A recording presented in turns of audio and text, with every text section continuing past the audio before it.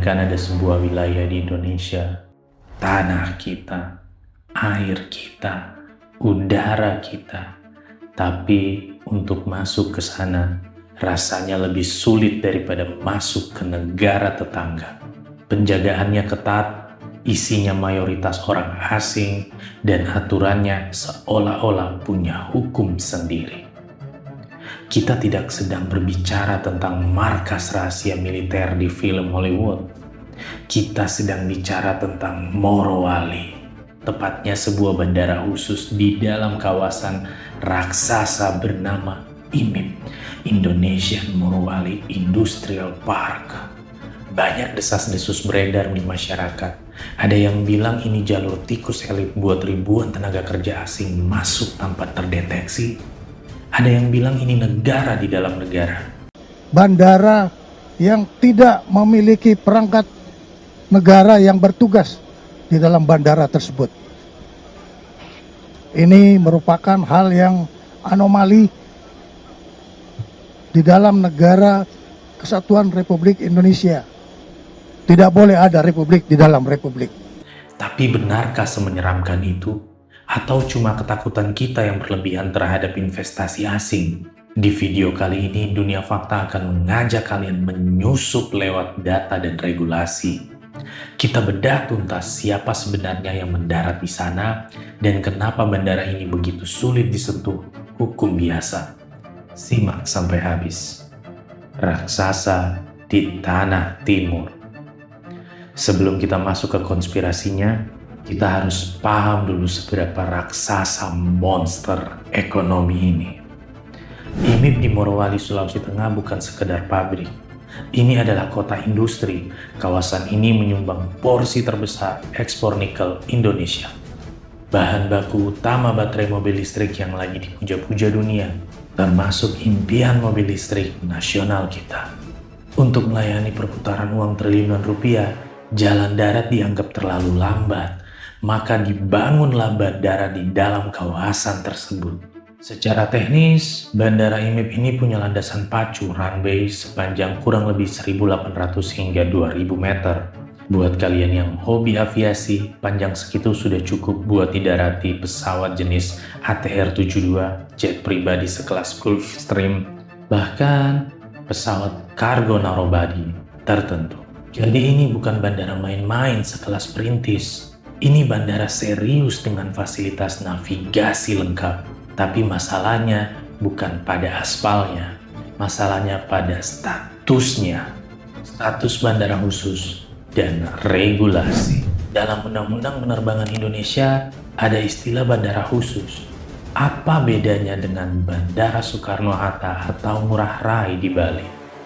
Bandara umum itu untuk publik. Saya, kamu, kita semua bisa beli tiket dan terbang.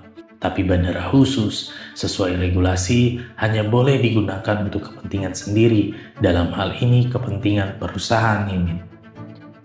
Di atas kertas ini sah, legal. Tujuannya buat efisiensi logistik dan mobilitas bos-bos besar atau teknisi ahli. Tapi disinilah celah zona abu-abu itu muncul. Karena sifat khusus dan dikelola swasta penuh, akses publik ke sana nol. Wartawan susah masuk, LSM dilarang mendekat. Bahkan aparat hukum setempat pun kabarnya harus melalui prosedur birokrasi berbelit-belit untuk bisa meninjau ke dalam. Pertanyaannya, kalau sebuah bandara tertutup rapat dari mata publik, siapa yang menjamin apa yang dibawa pesawat itu? Siapa yang menjamin siapa yang turun dari tangga pesawat? Jalur tikus atau karpet merah? Isu paling panas yang sering kita dengar, penerbangan langsung dari luar negeri. Banyak rumor beredar bahwa pesawat charteran langsung dari Tiongkok mendarat di sini, membawa ribuan tenaga asing tanpa lewat pemeriksaan imigrasi ketat seperti di bandara internasional biasa.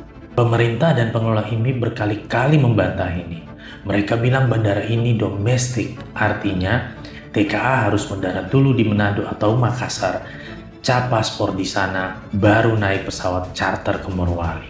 Tapi mari kita main logika sebentar.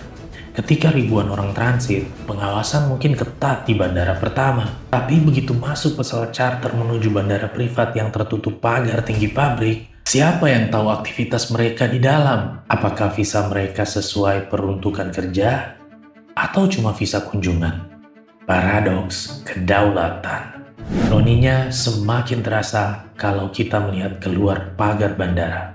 Sementara pesawat jet mulus mendarat membawa para eksekutif dan teknisi asing, warga lokal di sekitar lingkar tambang seringkali masih berkutat dengan jalan rusak, debu, dan banjir lumpur akibat aktivitas pertambangan. Bandara ini adalah simbol kesenjangan yang nyata. Di satu sisi, ia adalah urat nadi ambisi Indonesia menjadi raja baterai dunia. Mobil listrik yang kalian impikan mungkin bahan bakunya lewat bandara ini, tapi di sisi lain, ia menjadi simbol eksklusivitas yang melukai rasa keadilan warga lokal.